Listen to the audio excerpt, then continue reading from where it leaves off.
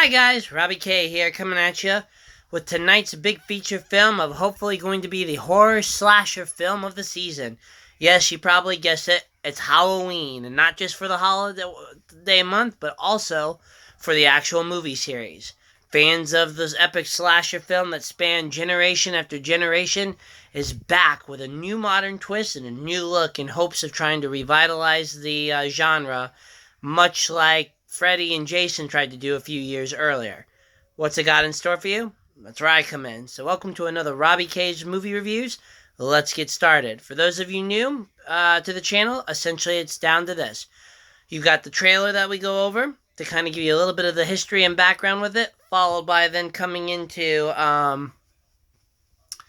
what's the word I'm looking for? A phase 1 quick and dirty review, and a phase 2 to go into a little more of the details to hopefully bring out a little more of the discussion. As always, I appreciate the watches. Let's get started. Halloween, if you haven't guessed, is another one of the epic legends when it comes to slashing and killing off extras. Michael has essentially been the masked demon slayer, or I should say the masked human slayer who feels like a demon, depending on which part of the series you're watching, that brought with it kills, thrills, and sometimes chills back in the day. But after lying dormant for a while, it was time for him to try to make a comeback. And sure enough, Danny McBride and a bunch of the other writers are here to try to make that happen. As a result, it looks like this one is kind of taking a retrospect and rewriting some of the original storyline to kind of branch off into its own new timeline to tell. This time with Jamie Lee Curtis, the titular character, essentially waiting for Michael to break out so that way she can finish the job once and for all. Question is will she actually do it, or are we just looking at more of the same kind of horror, chills and thrills? As always, that's where I come in. Let's get going. In terms of it, it's a very campy movie.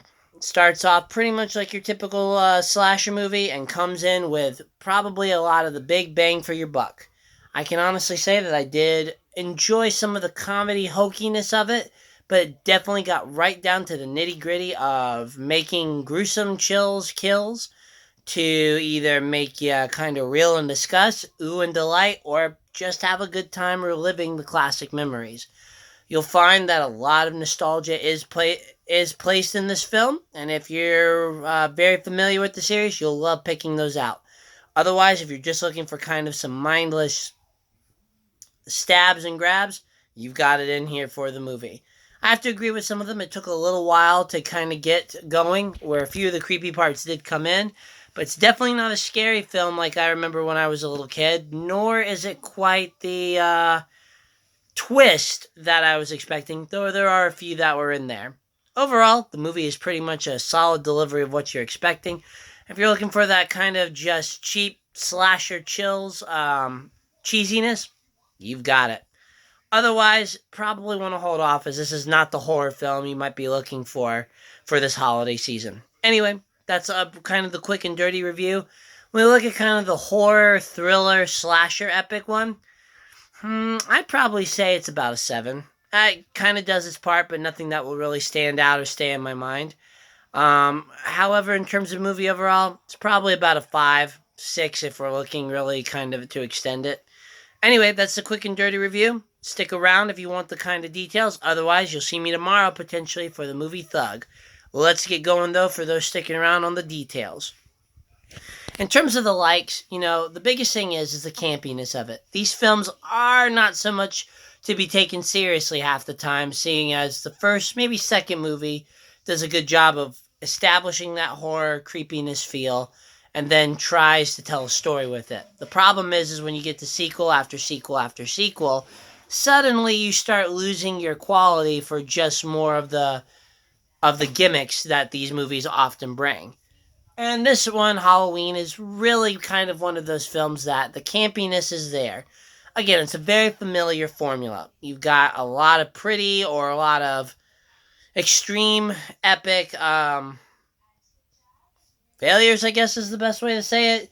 Just these characters not to be taken seriously that are pretty much murder fodder. And they essentially are there. You're going to enjoy that kind of feeling of just getting caught in a very stupid, simplistic tale, and enjoying seeing these characters kind of taken out one at a time is just a recipe that's probably very well made. So the campiness comes from the fact of just having fun poking at those old references that you might be used to. And I guess that brings me to my next like, the nostalgia. If you're like me and you love kind of picking out those things that brought the series to life, whether it be potentially an extra, a character, an actor, or some type of gimmick from it, you've got it in this film. My buddy Austin and I, when we were sitting there, pointed out a number of these references, and kind of after our post talk, I think we kind of figured out a few more.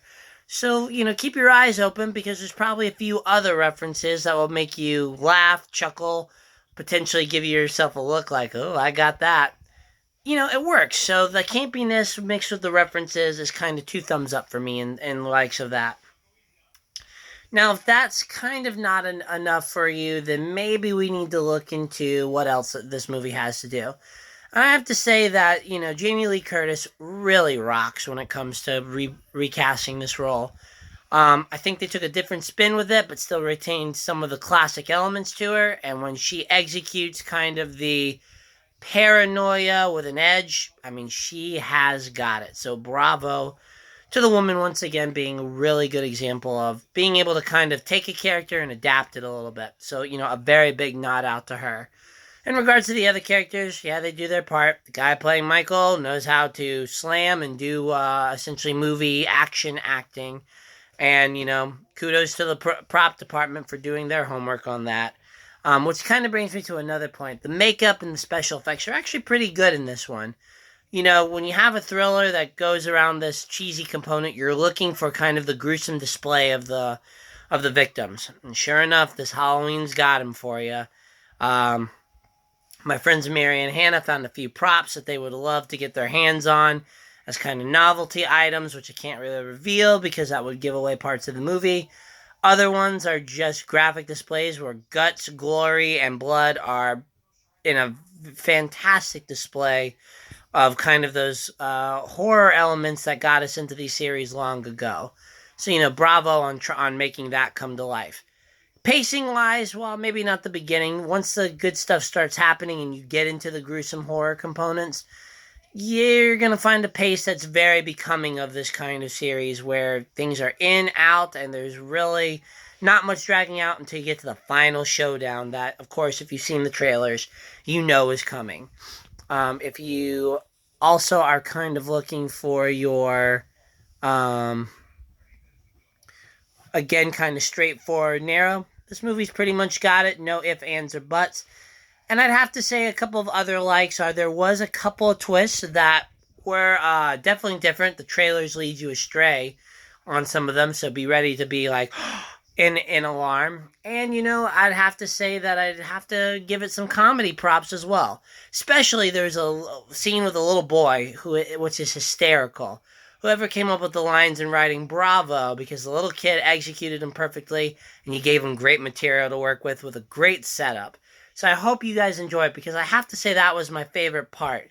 It plays on so much of the stereotypes and cheesiness of the film, and it just works so well because it fits naturally in it. So, a big old bravo to them on that. Now, when it comes down to it, I think those are all the likes I can really come out with. So let's get to the dislikes now. First thing about this movie is that, unfortunately, where the first couple of installments scared me, maybe because I was a little kid and not as desensitized to it, maybe because it's just a little more campier and comedic, especially with Danny McBride writing it. But, the biggest thing that comes with this film is it's not that scary. It's just a big old slasher epic. It has a couple of creepy parts to it. I mean, let's face it, anybody in a kind of a Halloween mask looking to try to kill someone is always, of course, creepy in itself. But I've seen other things that get under my skin a little more than this. So it's not scary, and unfortunately that was something I was hoping to look for. I can say that the second thing that comes into it is the predictability of it. And sadly, these movies are not so off the wall unique that you get these incredible twists in storytelling. And I love a movie like The Woman in Black, because that's a great storytelling in my opinion, and I wish that movies would be able to obtain that balance of scares and entails. And Halloween just doesn't do that. Now, if you're not expecting that, you're not going to be disappointed. But as a critic, just trying to look for things to look for a better overall balance. And this movie, it's got its gimmicks, but it's all about kind of selling you on that slasher killer film that the series is pretty much that is. So, nothing too bad there, just also nothing that we haven't seen before with like a Freddy or Jason movie, and maybe not in the best package. I have to agree with Austin's mom that the beginning of this film took a little while to get off. They were trying to, I guess, retell and get everybody or new fans to the series up to date and establish kind of the creepy, epic atmosphere that is Mike. But the problem with it is that it took a little while to kind of get to where he wanted to, and some things happened a little too much off screen, as you maybe not felt that finishing touch you really wanted to see. I can say that something else is that there were some other characters that they tried to implement into a story and just dropped. And outside of being jerks or potentially, again, more victims for Michael, sadly they were kind of eliminated or not even touched from the film fairly quickly. So I was missing some of the build-up and inclusion that we've seen and not liking the randomness that they chose. I mean, again, great displays of graphics and stuff like that, but other character utilization was a little weaker in this case for me, and I was hoping for a little more, I guess, survival instinct hunting components of it. But, I guess in this modern era, they're trying to do any kind of thing that they can. Again, the hokiness and campiness of it is a little cheesy at times, but you expect that in the film. I think it just needed to be reeled back and a little more horror element thrown into it. Overall, though, let's kind of sum this up. Halloween did its job. And Halloween, I think, pleased a lot of my fellow audience members. And it's not that it was bad, not at all. I think it just didn't quite live up to the promise that they were going for. Halloween, though, is just definitely for those looking for a good slash and hack film that just wants kind of some epic, messy things to finish off, and maybe a few laughs along the way at the campiness of the trail. I know I've said that enough, you could turn it into a drinking game. But nevertheless, it's a fun movie, and I would say that if you're going with a group of friends like I did tonight, it's totally worth the trip to the theater. If you're looking for a serious movie, though, I think you've got some other ones coming along fairly shortly, so this one's probably worth a rent. Outside of that, guys, I hope you enjoyed this review. Let me know how I can make it better. Please share and like. I'm really trying to get a good review channel out of this, and I want to know what I can do to make that happen. Anyways, thank you very much. Have a wonderful night. We'll see you tomorrow. Bye.